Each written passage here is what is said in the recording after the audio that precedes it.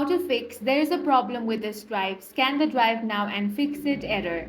In this video, I will guide you step by step on how you can fix that. Now, if you find this error, you simply want to click on that. Now, find the option of scan and fix and click on that. Usually, you can repair your drive like this. Once the drive has been scanned and repaired, you can simply open it after that. If it doesn't work, you want to eject the drive and reconnect it again. If that doesn't work, click on the search bar and here you want to search for command prompt. Right click and select run as administrator. Now here you want to type in chkdsk space d colon and hit enter. Replace D with the driver letter of your USB drive.